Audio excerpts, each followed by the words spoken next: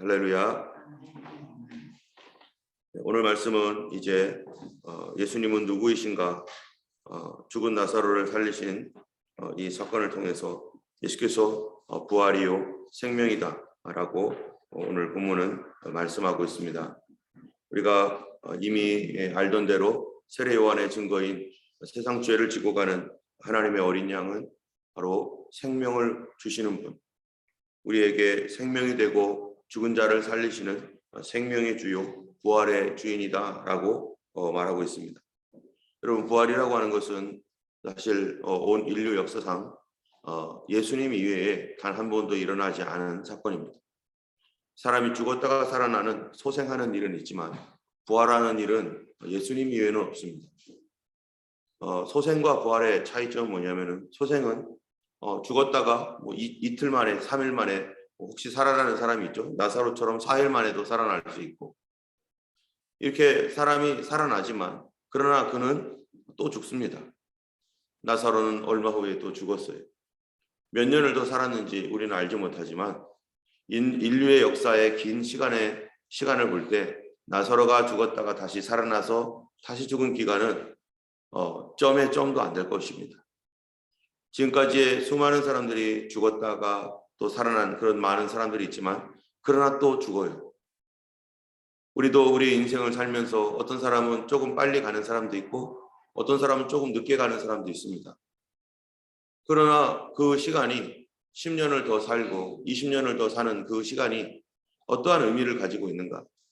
어떤 경우에는 10년을 더 살았지만 그러나 10년의 그 삶이 인간적으로는 생명을 유지하고 있다는 것이 행복한 일일지는 몰라도 맛있는 것 먹고 좋은 데 구경하고 그런다라고 할 수 있을지는 몰라도, 그러나 하나님 앞에서는 그 인생이 그 10년으로 인해서 더 망가질 수도 있는, 그리고 그 시간이라고 하는 것이 사실은 영원이라고 하는 그런 놀라운 시간 속에서는 아무것도 아니라는 것입니다.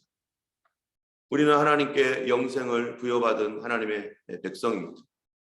그런데 10년 더 살고 20년 더 사는 것이 과연 하나님의 사명에 어떠한 것이 있을까 생각해 볼 필요도 있는 것이죠.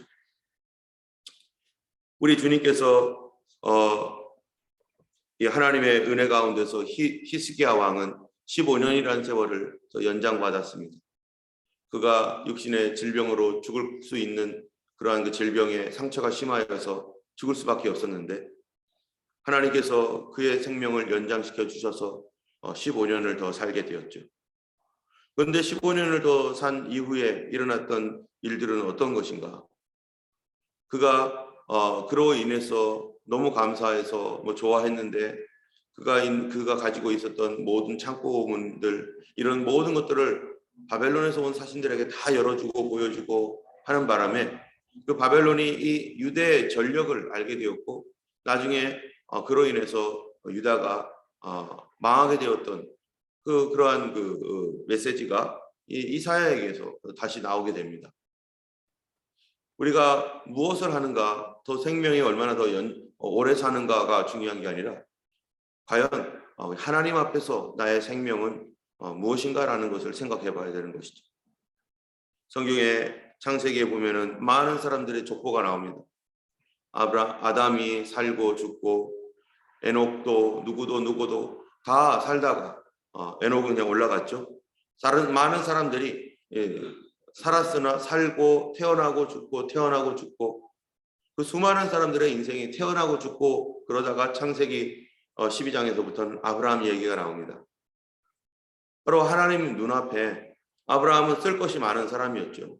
많은 이야기들이 있습니다. 아브라함에게 있어서.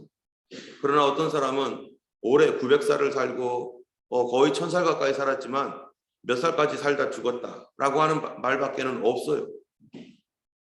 그가 아무런 큰 대단한 인생을 살았어도 하나님 앞에서는 단 한 줄도 쓸 수 없는 인생이라면은 그의 생명이 무엇이겠습니까? 그냥 반딧불이 반짝거리다가 사라진 것밖에 되지 않죠.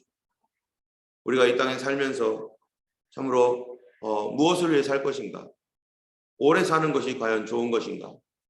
그것이 아니라 하나님의 일을 위하여 주님께서 우리에게 주신 그 사명과 그 일을 마침표를 찍을 때까지 그 한 가지를 위하여 우리 하나님 부르셨을 텐데 그 한 가지 사명 잘 감당하다가 정말 주님의 부르심을 받으면 얼마나 그게 감사한 일입니까? 우리가 알고 있는 유명한 사람들 많습니다. 칼빈 같은 사람들은 종교개혁을 했던 사람입니다. 또 무디 같은 사람들 세상을 움직여서 정말 놀라운 부흥이 일어나게 했던 사람입니다. 이런 사람들이 60도 못 되어서 돌아가시기도 하고 정말로 어떤 그 부흥사는 몸이 정말 부스러지도록 주님을 위해서 일하고 헌신했습니다. 그런데 그가 그렇게 했던 그 수많은 일들에도 불구하고 그는 빠르게 50대에 죽은 사람도 있어요. 너무나 고생을 많이 하고 몸을 혹사하면서 복음을 전가하다가 그렇게 되었어요. 그렇다면 그가 저주를 받은 사람인가? 그는 저주를 받은 사람이 아니라 하나님께서 그에게 맡기신 그 일들을 다 마치게 하시고 이제 영원한 하나님 나라에서 너가 안식을 누리며 평안히 쉬거라. 오늘 본문에 보면은 예수님께서 하시는 말씀이 있습니다. 그것은 뭐냐면은 나사로가 잠들었다. 그렇게 말씀하시는 거예요. 여러분, 나사로가 잠들었다는 것이 말이 됩니까? 나사로가 지금 죽었습니다. 그런데 예수님은 나사로가 잠들었다라고 말하고 있어요. 그 잠들었다라고 하는 말은 우리 인간의 눈으로 볼 때는 말도 안 되는 얘기예요. 아니, 죽었는데 무슨 잠들었다고 하느냐.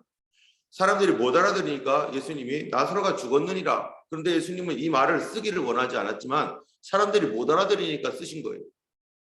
여러분, 우리가 하나님의 눈으로 볼 때, 우리 인간의 눈으로 볼 때는 나사로는 죽은 거예요. 근데 하나님의 눈으로 볼 때는 나사로는 죽은 게 아니었어요. 그냥 잠자고 있는 거예요.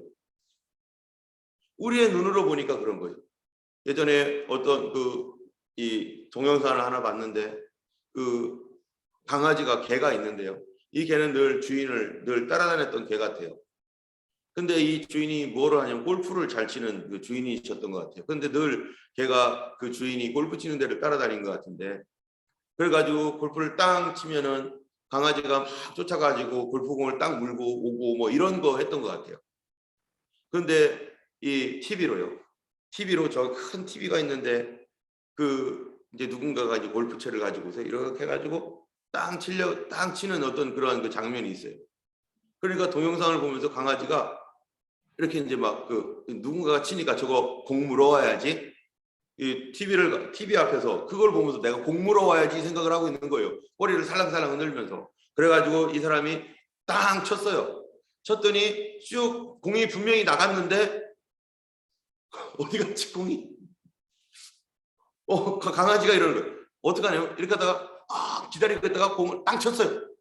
어디 갔지? 공이 안 보이는 거예요. 근데 마침 그 앞에 창문이 있었어요. 창문.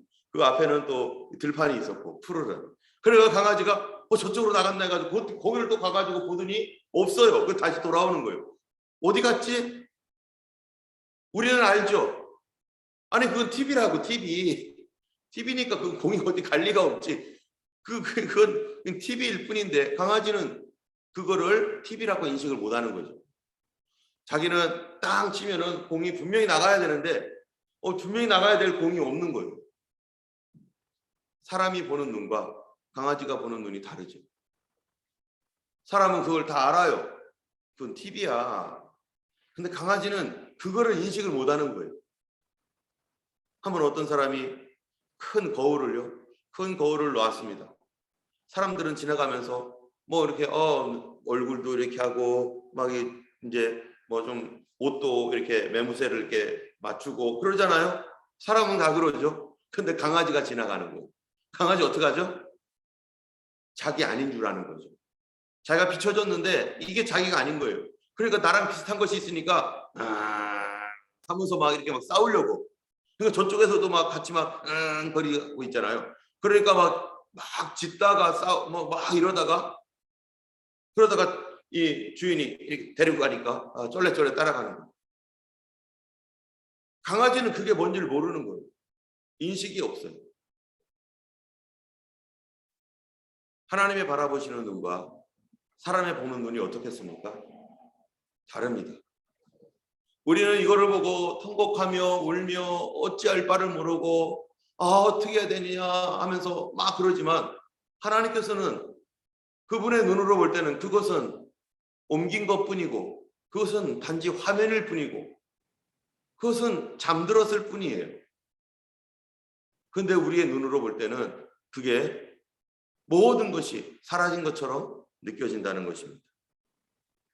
때문에 성경에서 보면 예수님께서 사용하시는 단어는 굉장히 근본적인 단어들을 사용하세요. 그리고 영원한 단어들을 사용하셔요. 여러분, 영원한 단어라는 건 뭡니까? 죽음이라는 건 없어요. 영원한 단어에서는. 그렇지 않겠어요? 죽지 않았다는 거예요. 그래서 하나님은 아브라함의 하나님이요, 이삭의 하나님이요, 야곱의 하나님이다. 하나님에게는 모두가 어떻게 했다고요? 살아있느니라. 방만 옮겼을 뿐이죠. 여기에 있던 사람이 여기로 옮겨졌어요. 우리가 여기서 호주에서 같이 이렇게 우리가 살고 있지만 한국에서 호주로 올 때 저희 할머니가 울고 저희 어머니도 좀 마음 섭섭하시고 그렇겠죠. 우리가 다 그랬겠죠. 거기엔 더 이상 없습니다. 그러나 호주에 살고 있습니다. 멀쩡하게 살고 있죠. 이 땅에는 더 이상 없을 수 있어요. 그러나 저기에서 멀쩡하게 살고 있는 거죠. 더 감사와 기쁨 가운데 주님의 그 영원한 하나님의 안식과 그 품 안에서 그가 살고 있습니다. 때문에 우리의 이 삶이라는 것이 여기는 잠깐이지만 저쪽은 영원하다는 거죠. 이쪽에서는 잠깐 있을 삶입니다. 나사로는 이 땅에서 살면서 잠깐 살았습니다. 그리고 나흘 동안 죽었다가 다시 살아났지만 그는 또 죽었어요. 여기서는 영원히 살 수 없는, 이 몸 가지고서는 영원히 살 수 없기 때문에 그 영혼은 주님 안에서 영원히 존재할 수 있는, 존재하는 영혼이지만 이 몸은 그렇게 안 가는 거예요. 이 몸은 유효 기간이 있는 거죠. 언젠가는 이거는 이제 썩어버리면 내 영혼은 어디에 가야 됩니까? 내 영혼은 어떻게 되는 거죠? 예수님께서 이 땅에 오셨는데요. 그 예수님께서 십자가에 달려 죽으셨을 때 성경에 보면은 이 요한복음 19장에 고개를 숙이셨대요. 십자가에서 머리를 숙이시니까 그 다음에 영혼이 떠났대요. 영혼이 떠나고 머리를 숙인 게 아니라 머리를 숙이고 나니까 영혼이 떠났어요. 그럼 그 몸에서 예수님이 떠났다는 것입니다. 그 몸에서 예수님이 떠났을 때 그리고 3일 만에 부활하셨는데 예수님은 어떤 몸입니까? 이제 그때 죽었던, 상처받았던, 찢어지기도 하고 죽는 그런 몸입니까? 아니죠. 예수님은 부활의 몸, 우리도 그 몸으로 변화될 거라고 성경이 얘기하고 있습니다. 우리도 그와 같이 변화될 줄을 우리가 안다라고 성경이 얘기하고 있어요. 우리 믿는 사람들이 나중에 예수님 오실 때 순식간에 홀연히 변화되지 않으면 이 몸은 올라갈 수도 없고 변화되지 않으면 이 몸을 가지고 영원히 살 수도 없어요. 그러니까 하나님께서 예비하신 새로운 장막, 새로운 몸을 우리를 위하여 예비해 놓으셨다라고 성경이 얘기하고 있는 것이고 우리는 그 몸으로 우린 주님과 함께 영원히 살 수 있는 그러한 존재라는 것입니다. 때문에 이 땅에서의 잠깐 삶과 저기에서의 영원한 삶은 차원이 다른 거죠. 예수님께서는 우리 모두가 그리스도 안에서 다 살아있는 존재이고 아브라함은 이쪽에서 볼 수 있고 우리는 여기서 보겠죠. 예수님께서 나는 부활이요 생명이니 나를 믿는 자는 죽어도 살겠고 무릇 살아서 나를 믿는 자는 영원히 죽지 아니하리라. 이것을 내가 믿느냐라고 그렇게 말씀하실 때 이 사람들은요 말도 안 되는 소리라고 말할 겁니다. 왜냐하면 나를 믿는 자는 죽어도 살겠고 그래 그냥 뭐 그렇다고 치자 죽어도 살겠고 라고 하는 말을 죽은 사람도 살 수 있겠다. 부활이라는 걸 내가 믿으니까. 그런데 무릇 살아서 나를 믿는 자는 영원히 죽지 아니하리니 이것을 내가 믿느냐. 살아서 나를 믿는 자는 그렇게 말을 하면요 영원히 안 죽는다? 아니 예수님을 믿었던 제자들 다 죽었고 그리고 또 누구도 죽었어요? 그 후에 모든 그리스도인들 다 죽었습니다. 지금 살아서 나를 믿는 자는 영원히 죽지 아니하리라 이렇게 말할 때 사람들은 나는 이제 예수 믿으면 영생하나 보다. 영원히 안 죽나 보다. 이렇게 생각하고 육신이 안 죽는다라고 생각을 하는 거예요. 육신이 안 죽는다라고. 그러니까 예수님께서 하시는 말씀은 근본적인 말씀들을 하시는 거예요. 하나님의 눈으로 말씀하시는 거예요. 그러니까 사람들이 이해가 안 되는 거죠. 그래서 8장에 보면 뭐라고 합니까? 예수님과 막 옥신각신 싸우잖아요. 그 뭐라고 합니까? 예수님께서 나는 아브라함이 나의 때에 될 것을 보고 아브라함이 환영하고 기뻐했다. 이러니까 사람들이 뭐라고 해요? 아니 네가 50도 못 뛰었는데 아브라함을 봤느냐? 아브라함을 아느냐? 그러니까 예수님 뭐라고 합니까? 나는 처음부터 너에게 말하여 온 자니라. 그 말이 안 통하는 거예요. 이게 지금 말이. 예수님은 지금 근본적인 말씀들을 막 하고 있어요. 거기는 죽음도 없어요. 거기는 시간도 없어요. 거기는 공간 개념도 없어요.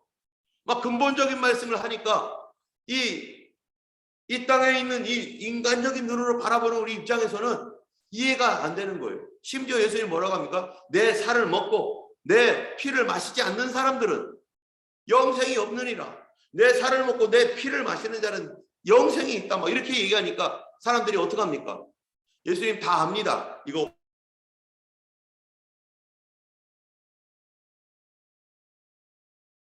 네가 너의 살을 주어 먹게 하겠느냐?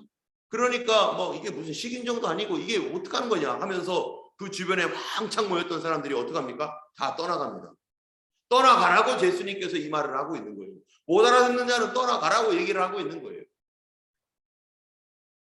그러면서 진짜만 남겨둡니다. 그리고 제자들에게 딱 물어보죠. 너희도 가려느냐? 너희도 갈 거냐? 여러분 우리가 어떤 말을 들을 때 어떤 사건들을 볼 때 신앙적으로 대단히 실망할 수도 있어요. 어떤 분들은 헬렌 성도님이 이런 것들은 실망할 수도 있어요. 마음에 그럴 수도 있고요. 또 내 기도가 응답되지 않은 것 때문에 실망할 수도 있고요. 근데 하나님의 영원한 눈으로 볼 때 그 모든 일들이 어떻게 보이는 거예요? 우리는 실망스러운 일인데 하나님께서는 그 일에 대한 우리의 숨겨져 있는 놀라운 계획과 또 하나님의 영원한 눈으로 볼 때는 그것이 우리가 실망할 일이 아니라 오히려 하나님께 감사할 일로 하나님께서 준비시키고 그거를 바꿔가시는 하나님이시라는 거죠. 그러니까 예수님께서 근본적인 말씀을 하시는 근본적인 말씀. 그러니까 사람들이 다 떨어져 나가고 그 다음에 딱 남아있는 자들에게 너희도 가려느냐 했더니 거기서 신앙 고백이 딱 나오는 거예요. 베드로가 뭐라고 합니까? 생명의 말씀이 주께 있으니 우리가 어디로 가리이까? 요 사람들이 진짜 남아있는 사람들이죠. 그 근본적인 그 말씀을 이해는 못해요. 그러나 주님을 신뢰합니다. 하나님 선하신 것을 신뢰합니다. 어려운 일이 일어날 때 내가 기도했던 것들이 이 응답이 안 되었을 때 실망이 대단할 수 있습니다. 그러나 우리는 내 그 문제에 대하여 실망을 했을지는 몰라도 하나님께 대하여서는 실망하지 않습니다. 하나님은 모든 일이 합력하여 선을 이루시기 때문에 하나님을 사랑하는 자 곧 그 뜻대로 부르심을 받은 자들에게는 모든 것이 합력하여 선을 이루시기 때문에 내 눈에서는 이게 선한 것 같지가 않아요.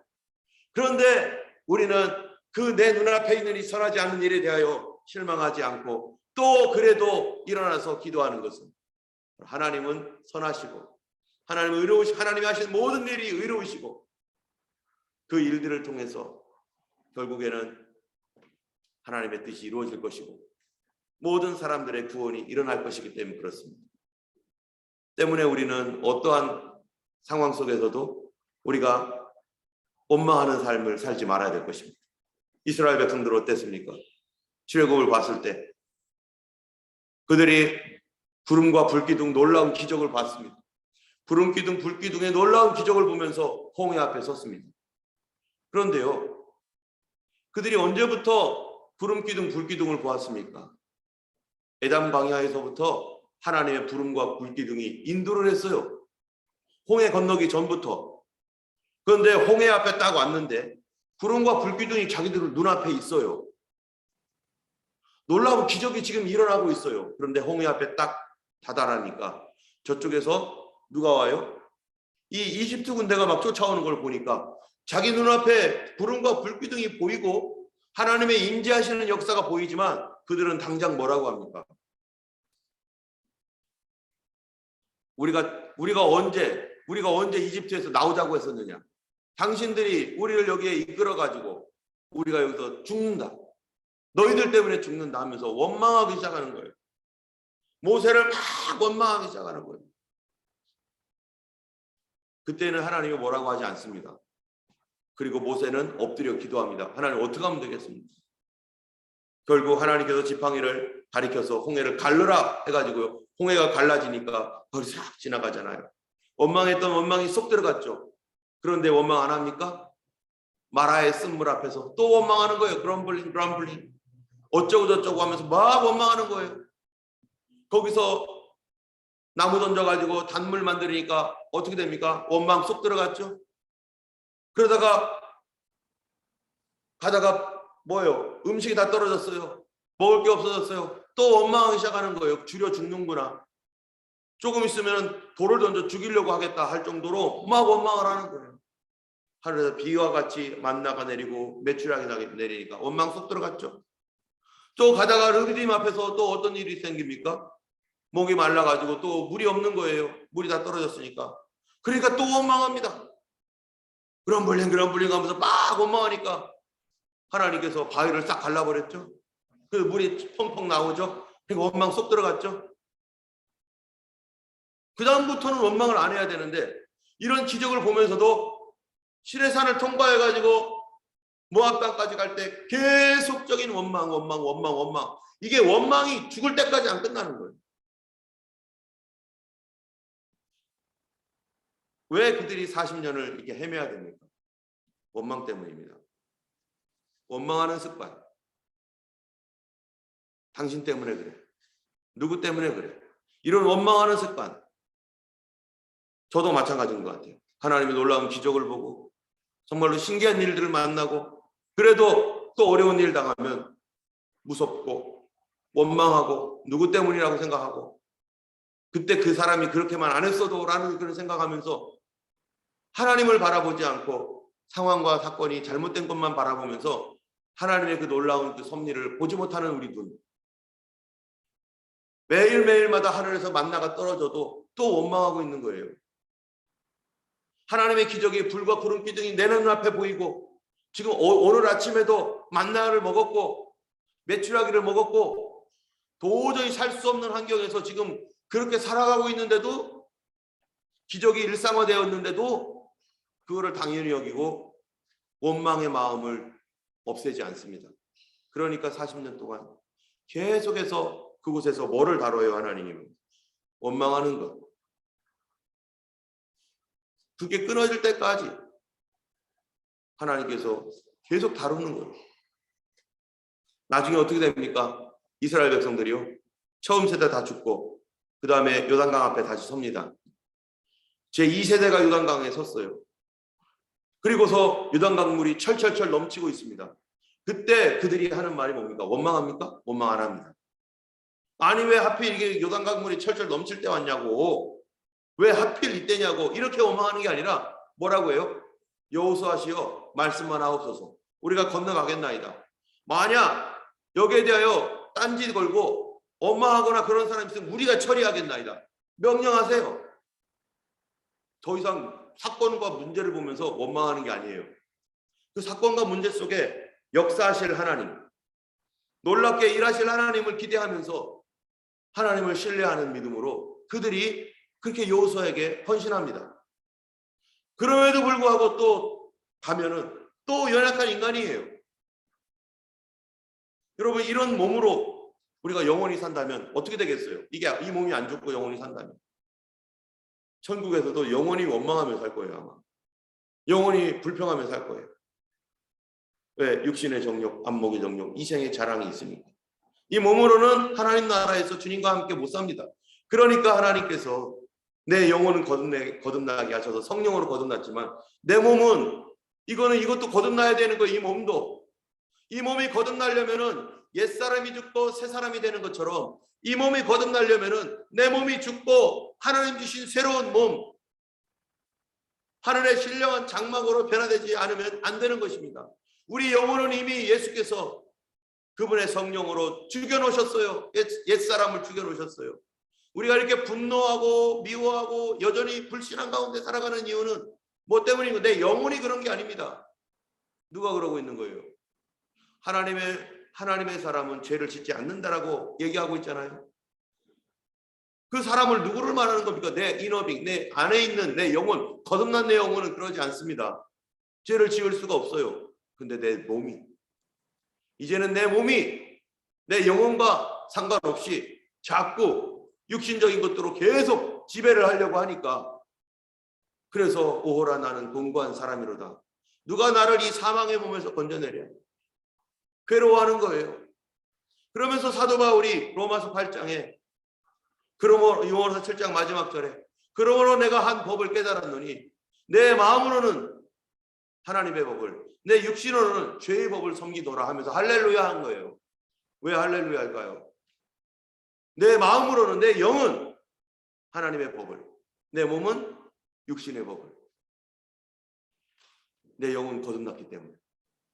내 몸이 이러고 있는 거구나. 내 몸 때문에 이러는 거구나. 그러므로 그리스도 예수 안에 있는 자에게는 결코 정죄함이 없나니 이는 그리스도 예수 안에 있는 성령의 법이 죄와 사망의 법에서 나를 해방했습니다. 그 나가 누굽니까? 내 셀프, 내 영혼이죠.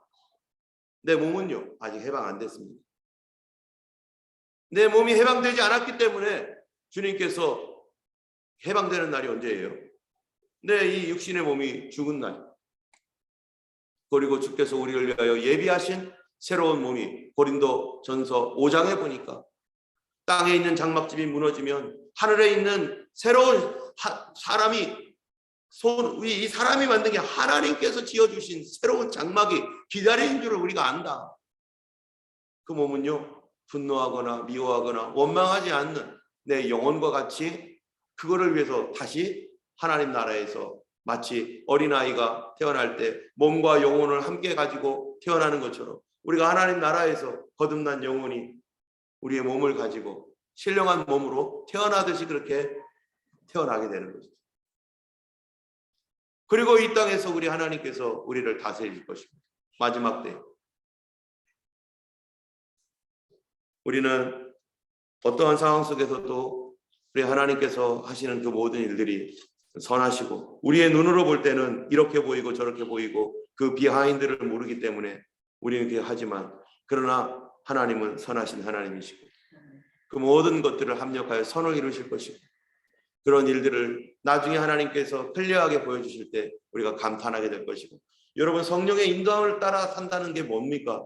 내가 계획한 겁니까? 아니에요. 내가 계획한 게 아니라 성령님께서 주시는 감동과 또 그 감동이 뭔지도 모르고 나는 그냥 해요. 근데 하나님 은혜 가운데 거룩하게 살아가고 하나님 은혜 가운데 이게 있을 때는 나중에 여기서 일어났던 그 성령의 은혜 가운데 했던 모든 일들이요 시작점들이 되었던 것들이 있어요. 시작점들이 되었던 것들이. 그런데 나는 의도하지 않았는데도 저쪽 시간이 지나고 나면요 그것이 마치 톱니바퀴가 서로 딱 맞듯이 여기서 시작했는데 저쪽에서 그게 하나씩 탁탁탁탁 다 맞아요. 이렇게 다다다다다. 나는 의도하지도 않았어요. 그런데 하나님께서 미리미리 준비해 놓으셔서 그게 맞아지도록, 그래서 합력하여 선을 이루도록, 지금 여기서 어려운 일이 있어야만 저기에서 그것이 해결되는, 더 놀랍게 열매 맺게 되는 그런 일들이 있기 때문에 성령의 인도함 안에서는 그러나 기쁨으로 견디기도 하죠. 그런데 그때 가서야 이것 때문에 이러셨구나, 이것 때문에 하나님께서 이렇게 하셨구나 라고 하는 거를 우리가 체험하게 되는 것입니다.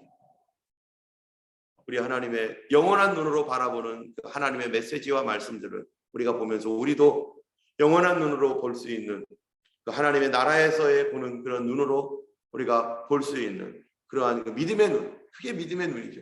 믿음의 눈이 열릴 때 세상 사람들은 어떻게 생각해요? 뭔 소리야, 말도 안 돼, 그러지만 그것이 진리인 것입니다. 예수님 말씀이 진리 아니에요? 사람들이 이상하게 여기며 떠났지만 예수님 말씀이 진리인 것입니다. 오늘도 진리 되신 예수님 따라서 하나님의 선하심을 늘 찬송하며 오늘도 살아가시는 우리 모두가 되기를 예수님의 이름으로 축원합니다. 기도하겠습니다.